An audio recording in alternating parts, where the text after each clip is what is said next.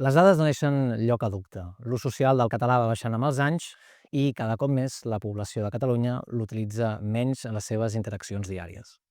Paradoxalment, però, el coneixement de la llengua es troba en màxims com no s'havien vist fins ara, al voltant d'un 100% de coneixement. Un dels consensos que s'havien assumit per part de la població catalana és que l'escola era la via d'entrada per al coneixement i l'adopció de la llengua per part de les noves generacions. No obstant, aquest consens cada cop es va afeblint més i no queda molt clar que el model actual d'escola en català sigui capaç de modificar els usos lingüístics de les noves generacions. Per això apareixen noves propostes, anàlisis, no? I diferents solucions per una banda, reforçar i aprofundir en el model d'escola catalana o, per altra banda, mirar de canviar-lo cap a un model de doble xarxa que intenti assegurar que hi hagi aquests canvis en els usos lingüístics. Per això hem volgut, en aquesta nova edició de la Foc Lent, que s'inscriu dintre del tercer número de Nexe Nacional, aprofundir al voltant d'aquest debat i per això comptem, per una banda, amb la Mariona Bosch, que és editora d'assaig, de narrativa també i també de llibre infantil i juvenil, i és també militant i membre del comitè polític de l'Hora. Molt bé, benvinguda. Després tenim també a l'Eloi Planes, que és formador per a docents, està també afiliat i militant de la Intersindical, on ha participat com a membre del Secretariat d'Educació i que actualment és membre de la Junta Executiva de la Plataforma per la Llengua, on és membre també de la Comissió d'Educació de l'entitat. També benvingut i moltes gràcies. Molt bé, i també agraïm al casal Lina Òdena, que ens ha permès també realitzar aquesta gravació en el seu entorn. Per començar, m'agradaria una mica situar quina és la situació del català a l'escola, no? Hem comentat, han sortit moltes dades al voltant d'això, però us convido una mica a obrir la conversa plantejant una o dues dades que creieu rellevants, per part de convèncer, no, l'auditori que ens escolta, que ens pugui escoltar, sobre per què és important parlar d'això i per què és important parlar de propostes al voltant d'aquest tema. Llavors, Eloi, si vols començar. Sí, doncs mira, començaré amb una dada de rigorosa actualitat, que és la de la selectivitat. I és que la nota de llengua catalana de la selectivitat està en mínims històrics. I ve a compte perquè parlaves que realment les dades sembla que diuen que estem en màxims històrics de coneixement de català, però faltaria veure quin coneixement, perquè llavors, a la que som davant d'un examen d'accés a la universitat, veiem que la nota és la més baixa històrica. Llavors, què està passant aquí? Perquè pensàvem, és que els usos no funcionen, però és que potser el coneixement tampoc l'estem oferint prou bé, o no estem aconseguint els objectius que semblava que com a mínim aquests sí que poc o molt els aconseguíem. Llavors aquesta seria la primera cosa que llançaria, que posaria sobre la taula.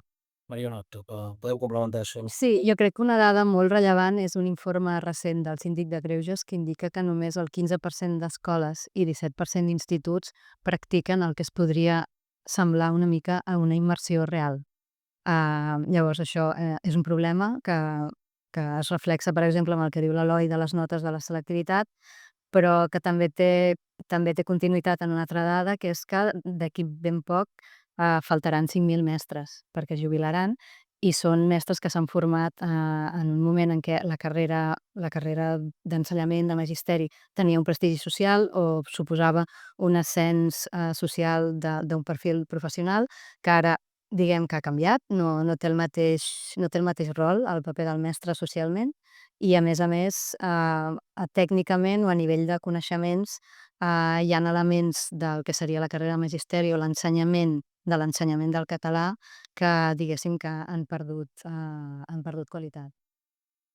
Clar, és que per això també, a part del coneixement, vull dir que els usos per això van amb caiguda en picat. Tenim dades de 2006, 2013 i 2021, si no m'equivoco, sobre usos docent-alumne, entre alumnes i alumne-docent, i han caigut però en picat. Vull dir que realment tot encaixa, no? Les escoles no apliquen bé el model, no hi ha prou coneixement, els usos fallen, i que és un còctel terrible. Això també, si us sembla, hi ha una cosa que m'he trobat algunes vegades o que es pot sentir, no? Que és també en funció de la zona, no? Quina part del territori també estem parlant, no? I hi ha una mica aquesta percepció que l'àrea metropolitana és una cosa, però que en altres llocs del territori doncs, això no tindria per què passar tant. Però precisament, no? Hi ha informes precisament per la Plataforma per la Llengua d'anàlisi dels patis d'institut, doncs es veu que en zones amb un nivell, no? De coneixement o d'ús del català inclús sobre la mitjana de Catalunya, doncs això també passa, no? I no sé, o sigui... Clar, en relació a la dada que jo proposava, això que dius és fonamental, és la relació entre demografia i llengua. O sigui, aquest 15% d'escoles, 17% d'instituts són en zones on el català és majoritari sociodemogràficament. O sigui, no és una casualitat, sinó que és una cosa on vas comunicant. Sí, de fet, depèn de com es podria dir que aprenem català, malgrat l'escola a vegades, vull dir que hi ha l'Arnau Rius, que no sé si el coneixeu, que és articulista núvol i així, i que fa gràcia perquè a vegades li he sentit dir que l'aprenentatge del català depèn del codi postal en temes de nouvinguts, depèn d'on aterres, depèn del teu codi postal, aprendràs català o no l'aprendràs. Per tant, clar, és trist pensar que a vegades aprenen català malgrat el sistema educatiu, i això no pot continuar. Clar, la diferència moltes vegades és que l'escola que no està en aquests codis postals l'únic que pot oferir és la vessant acadèmica o formal de l'ensenyament de la llengua, però després això no repercuteix en totes les àrees informals de l'escola, que també són fonamentals, perquè són les àrees que fan que aquest ensenyament acadèmic es socialitzi. Seria el pati, a les extraescolars, el menjador, fonamental, el menjador, els passadissos.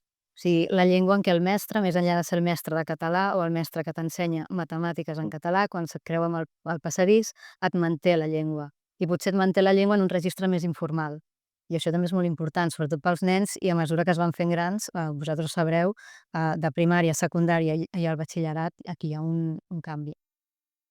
Per tant, aquí l'escola està fallant una mica en la seva funció de donar oportunitats a alumnes nouvinguts, però també diríeu que d'alguna manera està faltant una mica a les possibilitats o el dret que tenen alguns alumnes en mantenir el català, a rebre una educació en català? Fins a quin punt podrien fer aquesta formació? Creieu que és... Sí, és que al final un alumne que tu com a docent no aconsegueixes que aprengui el català, i no aprendre'l no vol dir simplement saber-lo escriure o entendre'l, fer un aprenentatge passiu, sinó si tu no aconsegueixes que aquest alumne sàpiga parlar bé la llengua, al final el que li estàs fent és això, negar-li oportunitats de futur, tancar-li portes, estàs contribuint a la segregació social, vull dir que és un tema que va molt més enllà de... Som a Catalunya, s'ha d'aprendre català, evidentment, també, però és que va molt més enllà. Hi ha molts arguments educatius que tu com a docent i com a bon professional hauries de dir, ei, jo ho he de fer així perquè és que vull el millor per a aquest alumne. I també que el docent ha de donar aquesta continuïtat que dèiem, acadèmia social, perquè després aquest alumne, quan surt de l'escola, doncs té el contacte amb tot el que són les xarxes socials, l'audiovisual.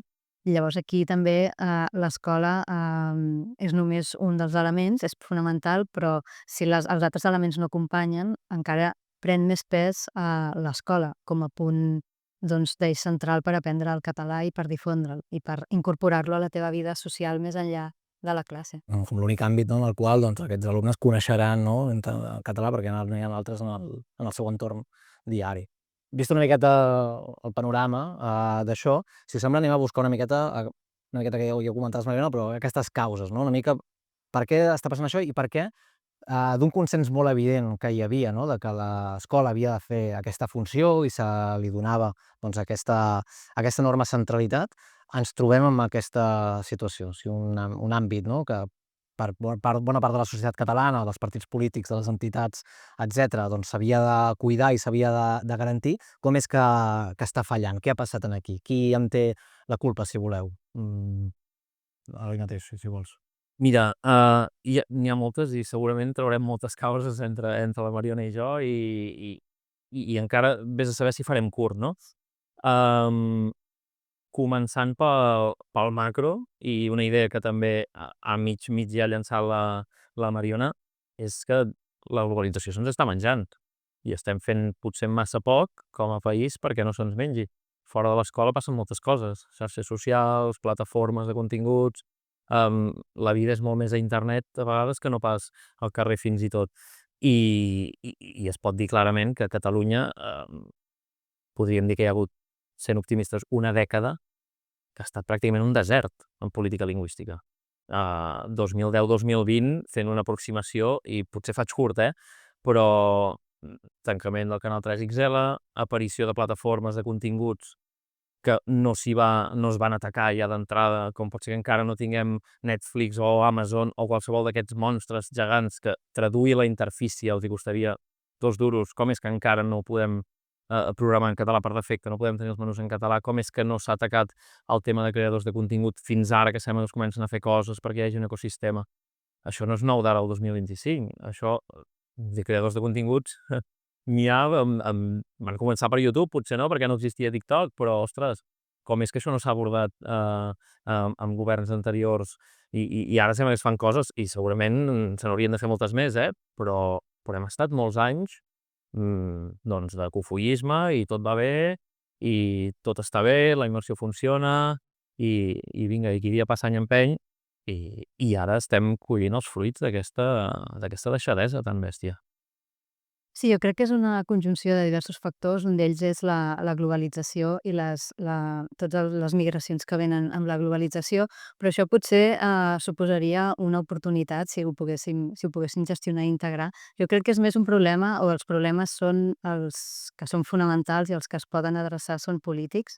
Per una banda, vivim en un estat que té la idea de col·locar el català en una posició subalterna respecte al castellà, i per fer-ho fa servir l'eina del bilingüisme, que és una manera de maquillar o de fer amable, perquè sembla que el bilingüisme és més divers, és més tolerant, etc. Però realment això el que maquilla és una posició del català com a llengua subalterna del castellà, amb l'objectiu de marginar-la i vés a saber, o sigui, en algun moment que deixi de ser necessària, no?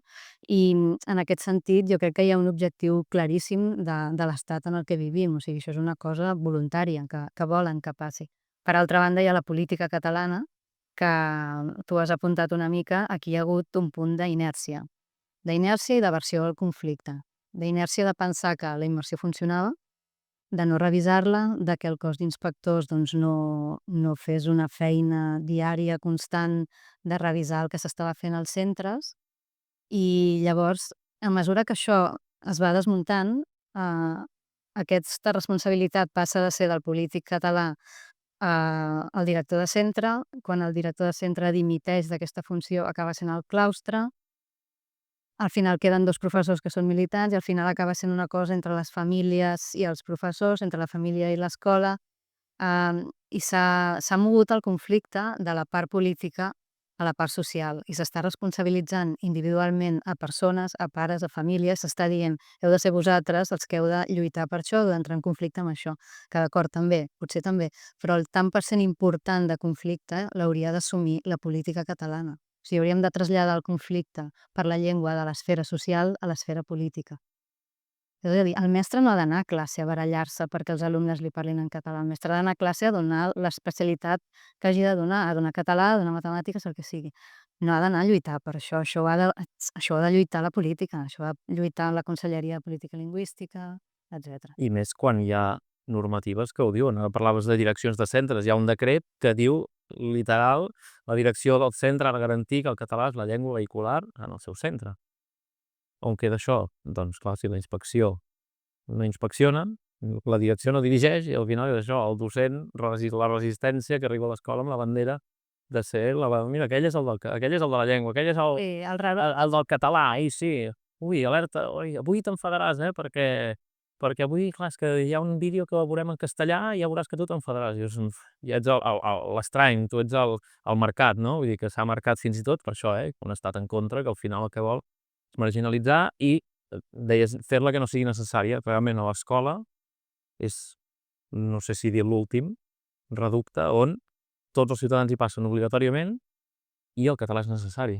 Per tant, evidentment que l'atac és i serà per terra, mar i aire contra l'escola, perquè és com això, el reducte de dir per aquí passa tothom durant molts anys i obligadament, a més a més. És que és una de les poques eines que tenim per aconseguir això, que el català no sigui simplement una cosa, i és que no el necessito enlloc. És interessant això que comentàveu, la paraula de la versió al conflicte, i ara també Això que deies, perquè crec que una excusa que s'ha fet servir sovint, potser no de forma explícita, però sí de forma implícita, és precisament també aquesta por a l'espasa de Dàmocles, no, del poder judicial espanyol, no, davant de determinada voluntat que podrien tenir el centre o uns docents, no, o qui sigui que en aquell moment està volent aplicar, no, aquesta legislació que com bé deies, doncs tenim, doncs per por una mica a aquestes represàlies s'ha inhibit una mica la societat, ho dic per el cas aquell que hi va haver-hi a Sant Andreu de la Barca, d'assenyalament, etc. No?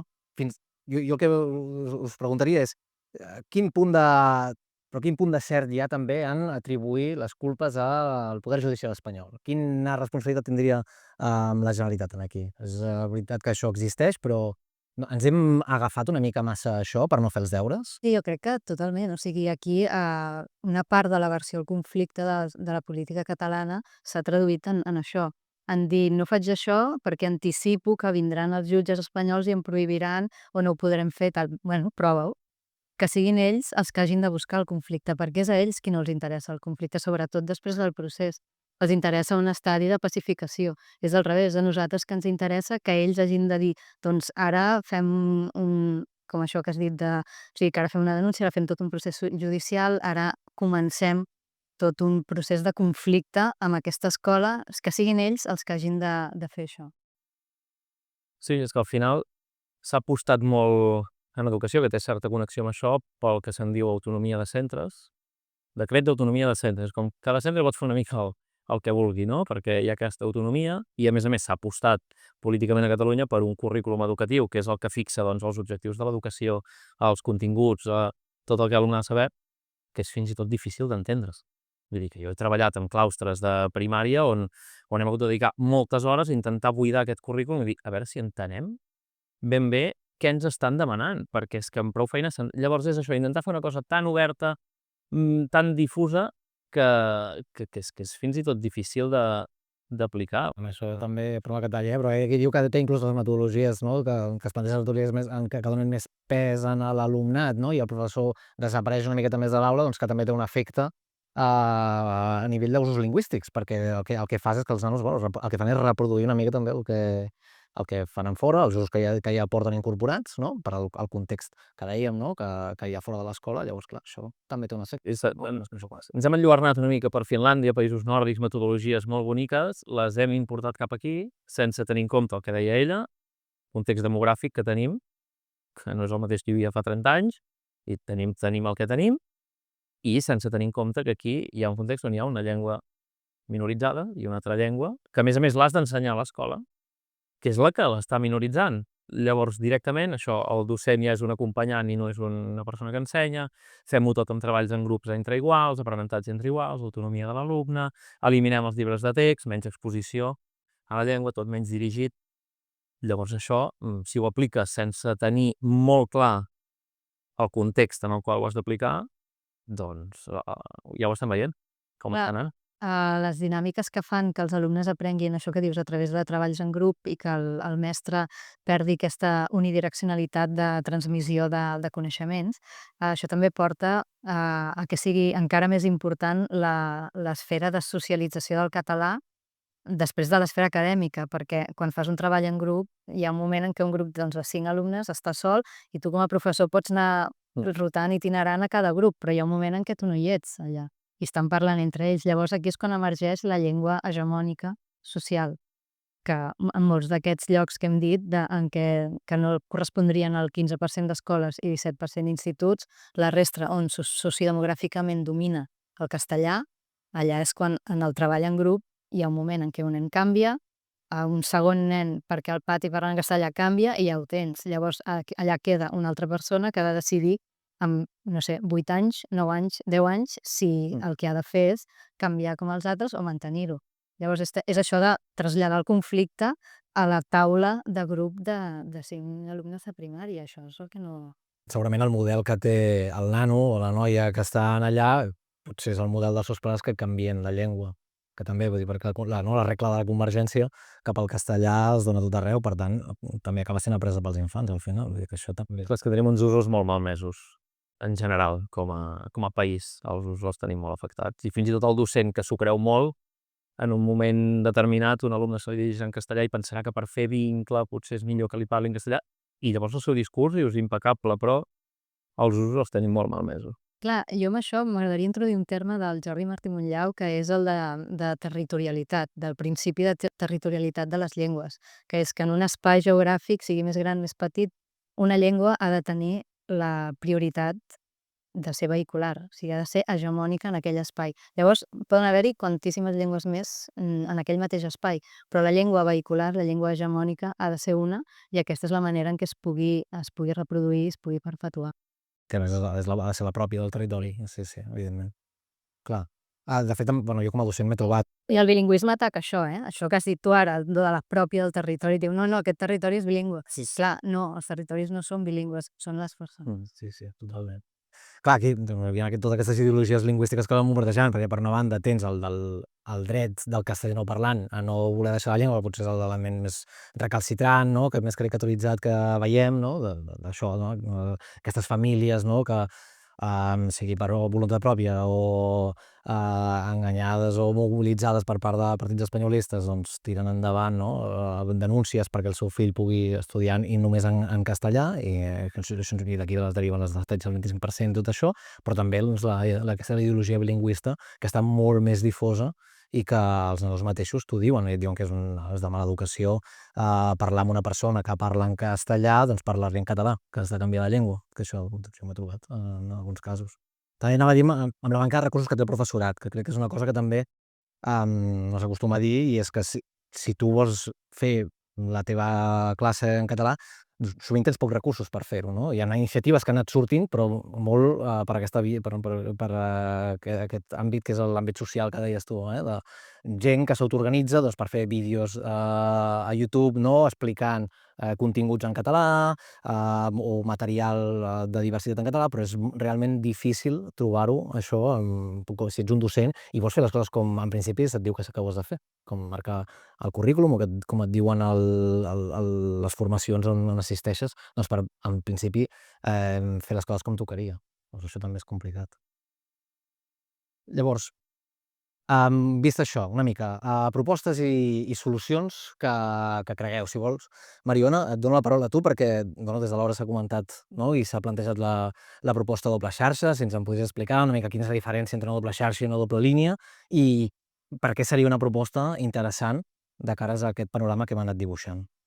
La doble xarxa té una idea, que és que el català esdevingui hegemònic, és això que estàvem dient, però parteix de l'anàlisi de que la realitat necessita de dos ritmes, de dos velocitats, en funció de l'escola, per poder arribar a aquesta escola en català que volem.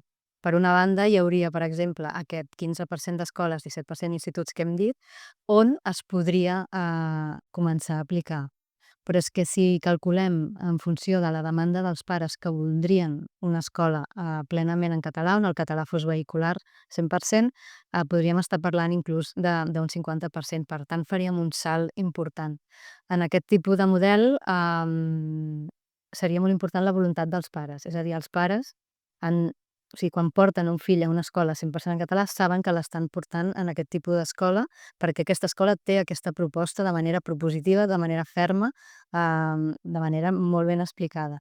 Llavors, aquest seria la primera xarxa on ja es podria aplicar una escola 100% en català, que podria ser el que jo crec que molta gent entén que hauria de ser o que seria la immersió, que realment no existeix. O el model de la bressola, que crec que tu l'apuntaves també, doncs la xarxa 100% en català seria aquest model.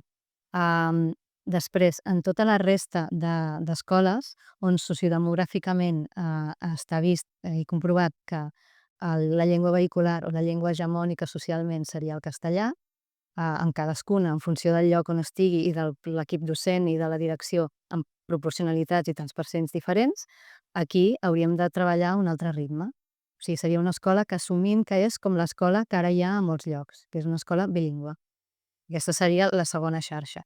Llavors, amb aquesta xarxa proposem una sèrie d'incentius públics per l'escola perquè vagi incorporant, mica en mica, docents, professors, monitors de lleure, etc, que mica en mica vagin introduint el català a la resta d'assignatures i en els espais de lleure que dèiem, al pati, al passadís, al menjador, etc. I això estaria avaluat en funció de si assolís uns objectius, doncs, per exemple, podria tenir una beca, una subvenció, etc. I mica en mica aquesta segona xarxa es aniria incorporant i s'aniria acostant a la primera. O sigui, la idea no és segregadora, és al contrari. O sigui, la idea és arribar a una escola hegemònica en català i que la segona xarxa es vagi incorporant mica en mica o es vagi assemblant cada vegada més a la primera. Clar, una cosa que t'anava a preguntar precisament és la por una mica aquesta de la segregació, no? Perquè, clar, si comentàvem que l'aprenentatge al català depèn una mica fent el símil aquest que deies de l'Arnau Rius, del codi postal, separar o generar una doble xarxa en funció del lloc, en funció dels usos lingüístics d'aquella zona, del nivell d'ús del català, no? De cada això, si t'anava a preguntar si no genera més segregació amb això, perquè tu dius, aquesta escola que està a la xarxa, a la línia, la xarxa més lenta, no? I que ha de tenir incentius per anar convergint en el model ideal que nosaltres voldríem per tot el sistema públic. Com s'aniria fent això? Com no podem assegurar que es quedin enrere i que assumim, no, una realitat paral·lela en la qual doncs, tenim una xarxa que funciona, que més o menys és el que nosaltres veiem, i en canvi una altra xarxa, precisament en aquelles zones on doncs, es requereix més, no, aquesta immersió, per això les zones castellanitzades, i que no aconseguim sortir d'aquí. Clar, en relació amb això volia dir dues coses. Tu has dit una xarxa o una escola en què hi hagués una situació ideal, però és que això ja hi ha un tant per cent d'escoles on això es podria donar. En aquest tant per cent estaríem blindant que els pares que volen portar els fills a aquest tipus d'escoles les poguessin identificar i poguessin dir, doncs jo vull portar el meu fill a una escola on sé que el professor no canviarà el castellà quan algú ho demani, etc, no? O que tindrà un monitor de pati o que farà el model com el model que tu deies de la bressola, o sigui, seria aquesta idea. O sigui, no és una situació ideal, sinó que és una situació que es dona. El que volem és preservar-la, és a dir, que aquesta es quedi assegurada i quedi identificada pels pares que voldrien anar aquí. La segona part, la segona xarxa, el segon tipus d'escola, que seria molt diversa, pel que dèiem, per tants per cent d'usos del català molt diferents, és l'escola que ja tenim. O sigui, és l'escola que ara mateix ja existeix, és la realitat. O sigui, la doble xarxa no parteix d'una descripció d'un món ideal, sinó del que està passant, de preservar el que tenim en català i del que tenim en bilingüe, intentar que, mica en mica, mitjançant aquests incentius públics, es puguin anar incorporant a la catalanitat. I sobre el que deies del codi postal, sí que és bastant així, però, per exemple, el que comentava l'Eloi abans de la immigració global que ve de països d'arreu del món de parla no castellana, aquí també es podria incorporar directament a la primera xarxa, perquè són alumnes que arriben amb una llengua estrangera que és molt diferent de les llengües romàniques i els és igual si s'incorporen en català o en castellà. Per tant, aquests podrien començar directament amb una xarxa UP, o sigui, una xarxa que vehicularment comencés a treballar en català.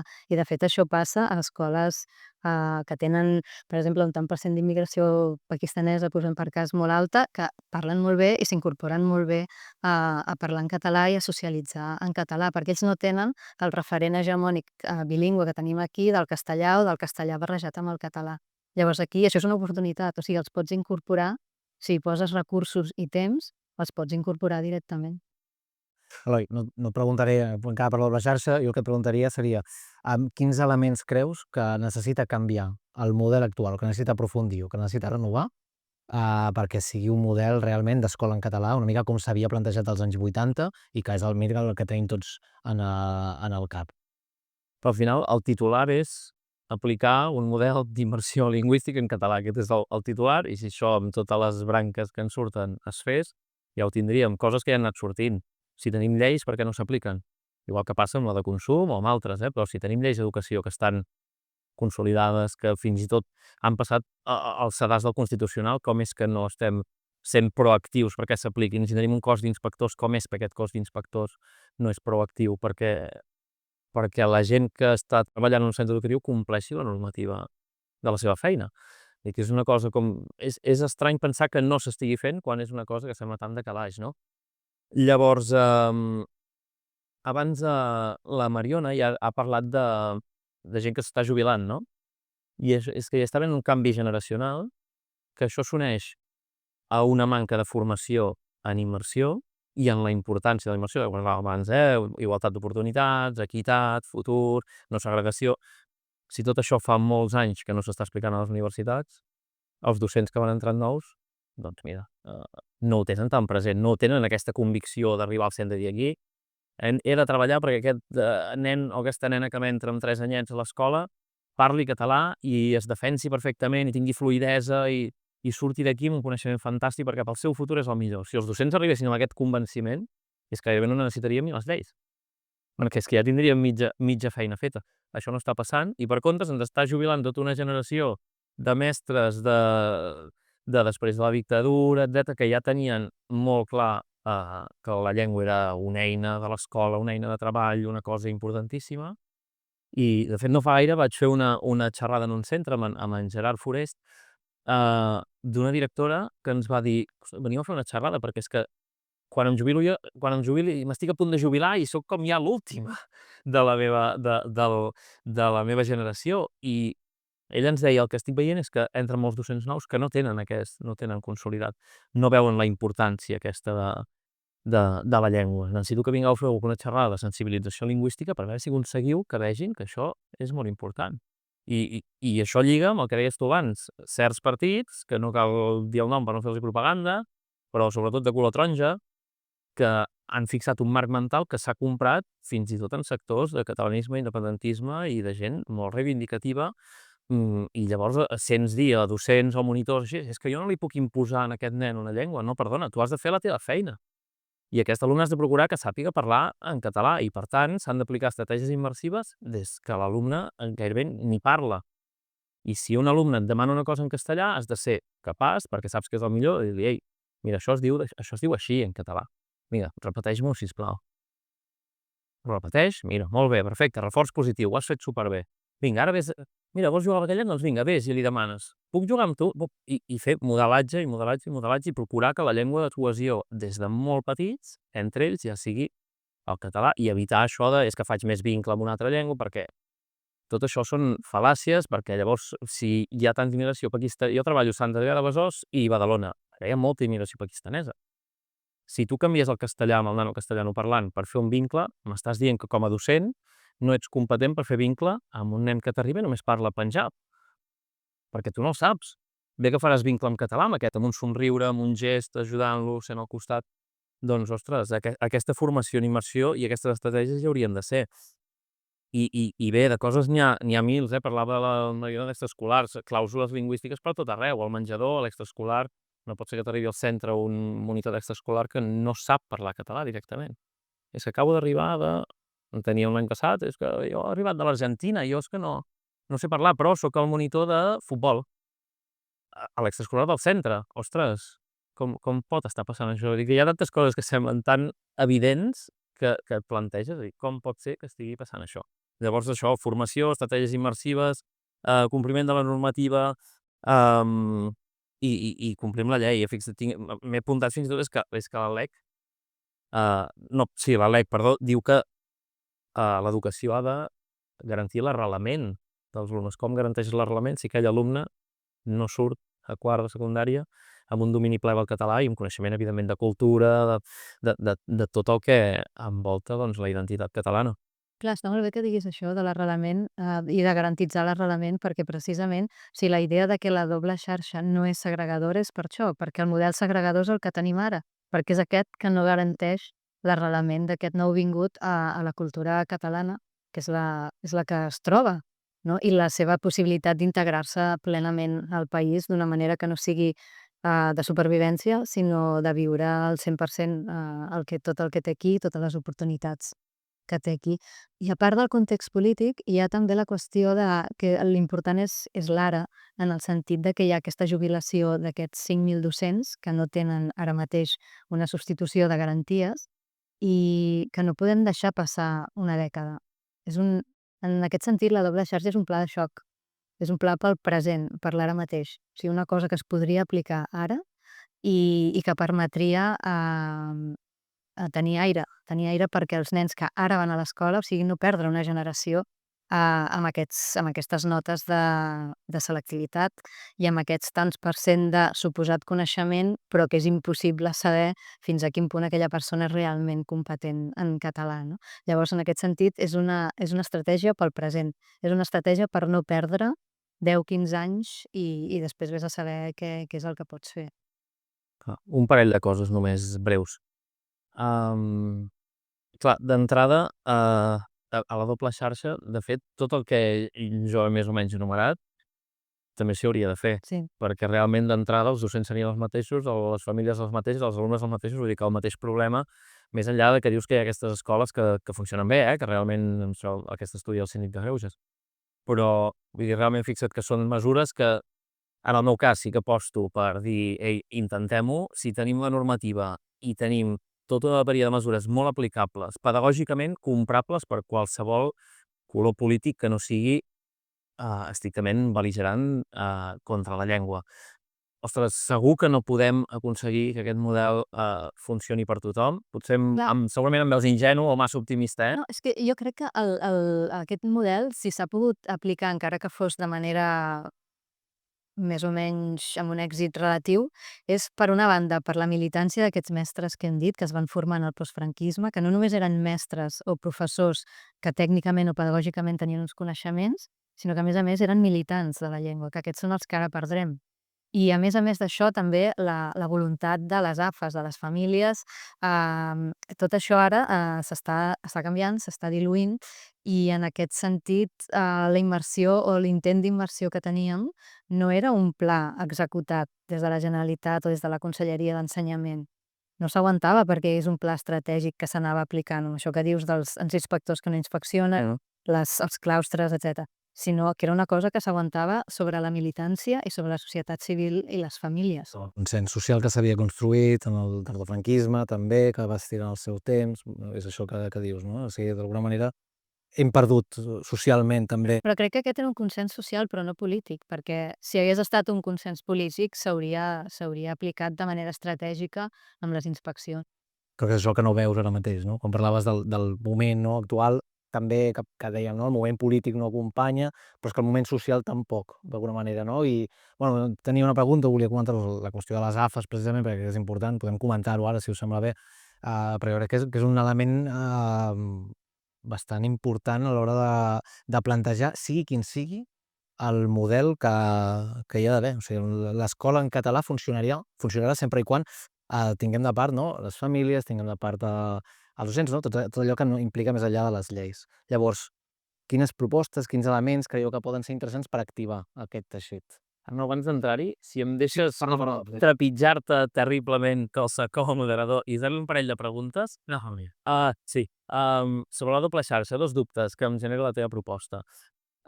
Fins a quin punt, que ara deia, tot això també s'hauria d'aplicar allà, fins a quin punt no podria ser que en aquesta xarxa es repetissin els mateixos vicis que té la xarxa actual? I la segona, i ja està, molt breu, i tampoc vull que facis una gran dissertació, però per tenir-ho clar.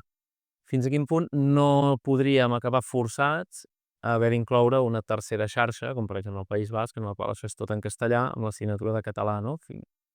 Segur que el mateix estat que tenim en contra, la mateixa justícia que tenim en contra, o les mateixes famílies, que crec que són menys de les que ens pensem que tenim en contra, no acabarien forçant a dir, d'acord, fem un model de diferents xarxes, però n'hi ha d'haver una que sigui en castellà, la catalana, la castellana, la bilingüe. Com ho veus o com ho veieu, això? Sí, en relació a aquest segon punt, és el que estàvem comentant al principi de la xerrada, de que sovint la part d'aversió al conflicte que té la política catalana és aquesta, no? D'anticipar que vindran els jutges espanyols, que vindrà la justícia espanyola, que ens posarà traves. Bueno, potser sí, potser passa. Però llavors els que han d'iniciar el conflicte són ells. D'entrada això. D'entrada han de crear un conflicte en un territori, en una comunitat autònoma que ells veuen i que volen pacificar. I aquí haurien d'encendre ells la metxa. Llavors, això ja és una cosa que aniria contra la seva estratègia a mig llarg termini, que és de pacificar Catalunya, integrar-la a Espanya, el projecte espanyol, etc. I després, no sé quin tant % de pares o de famílies acabaria fent això. Però en qualsevol cas, és la imaginació de la por. És una de les nostres pors de vindran i faran això perquè tenen l'Estat, això és cert, però bueno, és una cosa que haurien de fer. I més que anticipar-nos i reaccionar davant del que ja anticipem que passarà, doncs que s'ho hagin de suar, no? Que ho hagin de treballar i que hagin d'entrar ells al xoc. I la primera? Si els mateixos problemes que té la xarxa actual única, diguem, si no es reproduirien en... Clar, està bé perquè ho has preguntat després que ell apuntés la importància de les AFAs i la resposta vindria una mica per aquí, perquè la part de l'escola 100% catalana que voldria el que realment hauria de ser una immersió o un model com la Bressola seria una xarxa on la voluntarietat dels pares seria fonamental. I per això abans parlava d'ampliar aquest 17% al 50%, perquè el 17% serien escoles que sociodemogràficament ja són catalanes i aquí els pares dirien sí, si vull una escola 100% en català, de manera que no pugui venir un alumne, que no passi com a Canet, i dir vull un 25% de castellà. No, perquè aquí ha quedat molt clar que aquesta escola té aquest model i tu ets lliure d'entrar-hi. Però és que a més es podria ampliar perquè també hi ha molts pares nouvinguts que davant d'aquest model podrien veure aquest model com la integració, com la capacitat d'arrelar, com la capacitat de respondre a aquest dret de proporcionar arrelament i una vida plena a tothom que arribi aquí de nou. Llavors la voluntat dels pares seria un dels elements fonamentals i la voluntat de les direccions dels centres, i pensa que això també crearia un cercle virtuós, per dir-ho d'alguna manera, que és que els centres també poden demanar professors o els professors també poden. Si un professor no pot triar l'escola pública a l'escola on va, però pot fer una preselecció. Doncs aquí el mestre ja diria jo vull anar en aquestes escoles. O l'escola que n'ha tingut un i que ha sigut temporal, doncs mira, m'agradaria recuperar aquest mestre, no? I totes aquestes dinàmiques també es podrien... I amb això vas construint un model sòlid. Molt bé, gràcies. El que deies de les famílies, Sí, com a construir el consens, una mica al voltant d'això. jo crec que el consens no l'hem perdut tant, penso un altre cop, i que potser quedaré d'optimista o d'ingenu. De fet, teníem alguna estadística que rondava el 80% de població que està a favor d'aplicar un model d'escola en català. Llavors, ostres, jo crec que no l'hem perdut tant i jo no veig que hi hagi tantes famílies i fins i tot docents, a vegades diu que hi ha docents molt hostils, que siguin directament hostils. En tot cas, hi ha molta gent indiferent o molta gent que ha comprat aquest marc mental de bé, les llengües són per comunicar-se, és igual, en català que en castellà. Hi ha més aquesta part difosa indiferent, m'és igual, més que no pas un gruix gran de població que sigui hostil, de dir, ens Jo hem d'anar estic molt d'acord amb això. Estic molt d'acord amb això, amb que hi ha més un estadi un tant per cent important de gent que és indiferent i que el que espera és a veure si prens la iniciativa de defensar allò que és teu. I si veuen que ho fas, van darrere. Vull dir.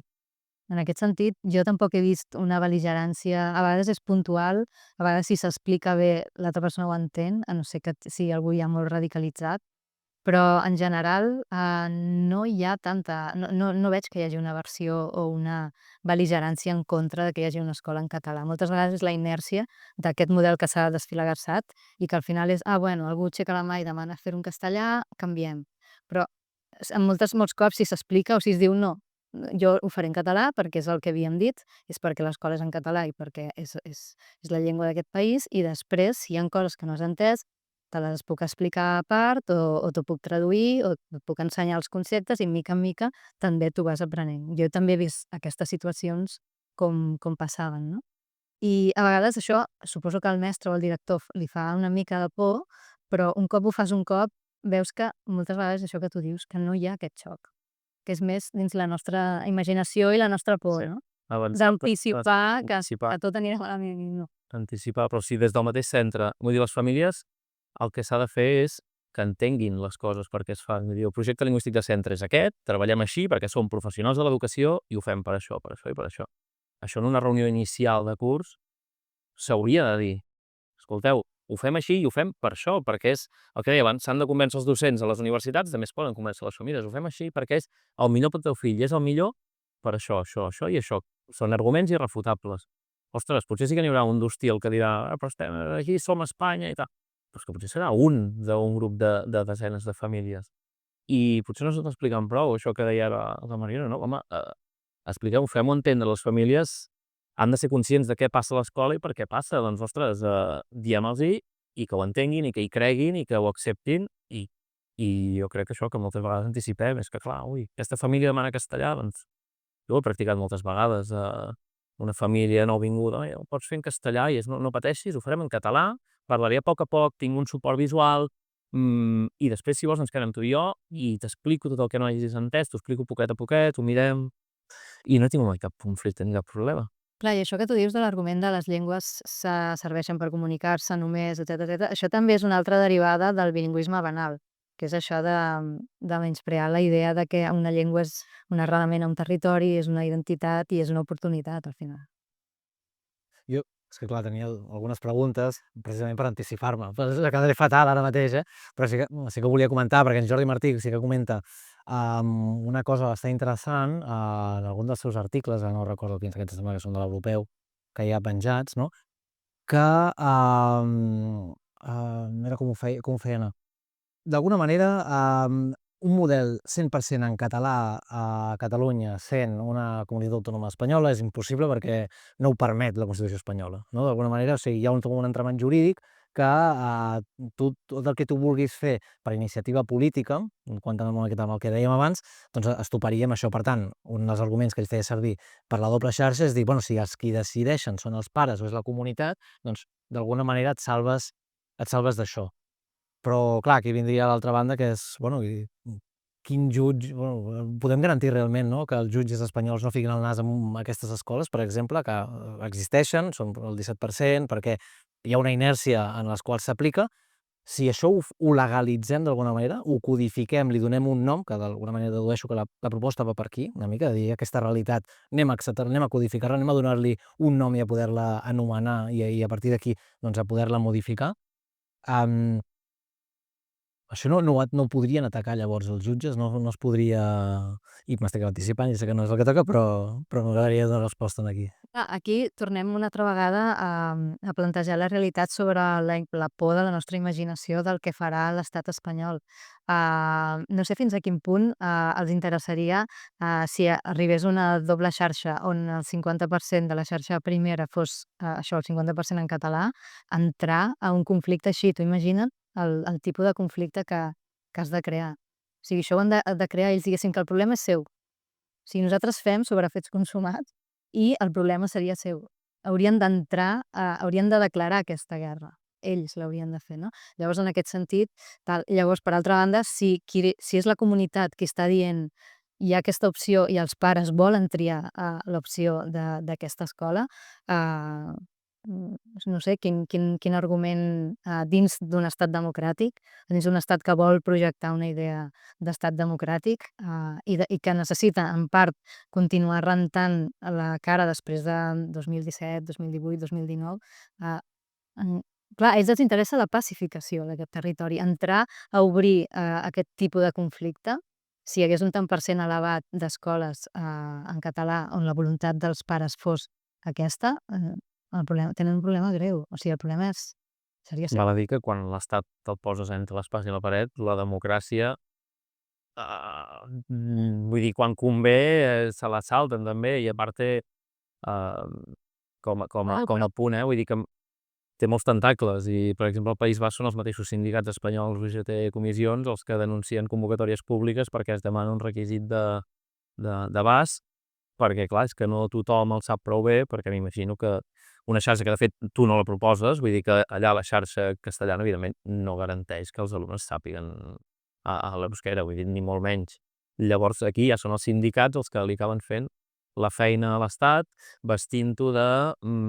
clar, és que tenen drets lingüístics. Els drets lingüístics són dels usuaris, no dels treballadors, són dels alumnes, no del docent. Llavors, però tergiversen el discurs si convé per vestir-ho de drets. Clar, el treballador té uns drets i el pobre no pot accedir a aquesta convocatòria perquè no sap prou basc i per tant s'ha d'eliminar el requisit.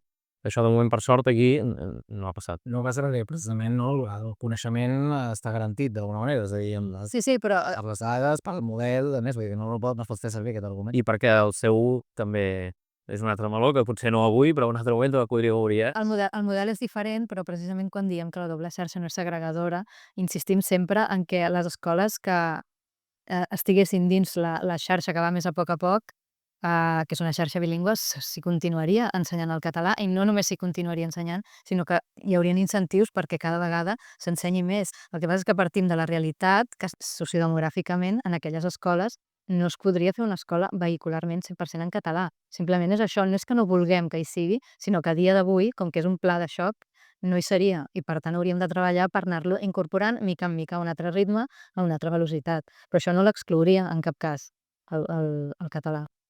Llavors, en aquest sentit... Entenc que seguiria com ara, no? O sigui, la vehicularitat del català estaria garantida, les classes es farien o s'haurien de fer en català, inspecció, en principi, vetllaria perquè això fos així, també, hi hauria un projecte lingüístic de centre, no entenc que tot això seria la qüestió.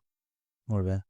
Doncs, jo no tinc més preguntes per aquí, no sé si voleu comentar alguna cosa de les que s'han dit per acabar de tancar una mica això, si creieu en tot cas, dues mesures que creieu que puguin ser interessants. Jo, per acabar de tancar, us en dic una, a veure com la veieu, que és una proposta que ha fet la candidatura d'Unitat Popular, precisament, que és la que els alumnes a l'hora d'acabar la secundària s'hagin de sotmetre amb una prova multinivell per saber el nivell de català, per exemple, que crec que això també ha aixecat com posaré. Què pensaríeu d'aquest tipus de mesura, que no va a l'arrel del tema que estem comentant, no? I de modificar-ho això, però bueno, seria una mesura més. Si creieu que més mesures d'aquest tipus són interessants. Sí. No hem entrat en detalls, però, per exemple, una de les coses de la xarxa que aniria més a poc i dels incentius i de com avaluar si es compleixen uns determinats objectius seria aquesta. O sigui, fer una prova de nivell per no estar regalant els nivells i les acreditacions de català. O sigui, aquesta clarament seria una prova. Per una escola que és bilingüe o que està en procés de ser una escola que va incorporant mica en mica el català, doncs una prova a un curs molt concret i en aquest curs determinar si els alumnes estan efectivament aprenent català en aquesta escola o no. I a partir d'aquí hi hauria l'incentiu.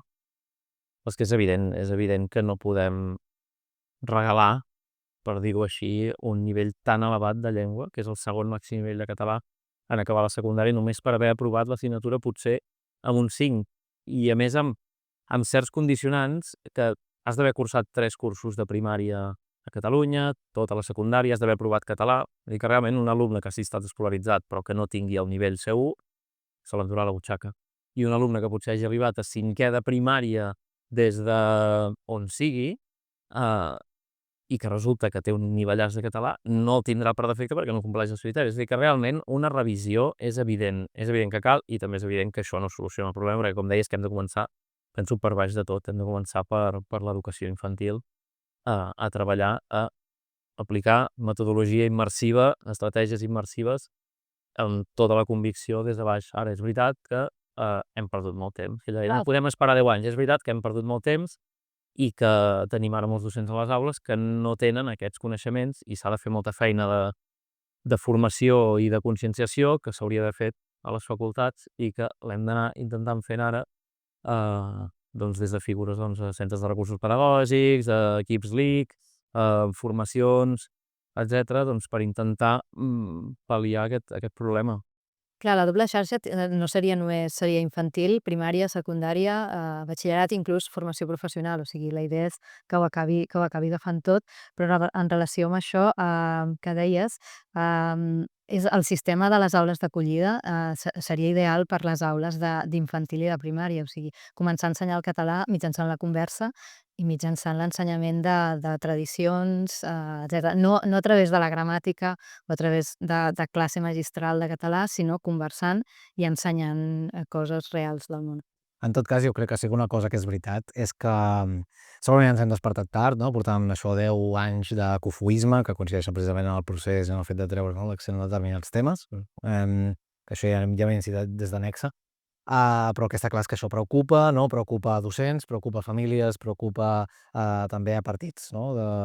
Preocupats per la qüestió, vaja, i que estic convençut doncs, que hi hagin aquests debats que es vulguin plantejar, no? I que es plantegin també, sense acritud i amb voluntat, no? També d'arribar a acords i de veure realment, no? Com sortim de l'atzucac, perquè aquest és el tema, doncs bueno, farà que hi hagi una miqueta d'esperança, si més no, i que puguem seguir remant amb el tema. Llavors, us agraeixo molt haver vingut, a aguantar per aquesta calor, val? I insisteixo també gràcies a l'Inaodena per deixar-nos l'espai i ho deixem aquí.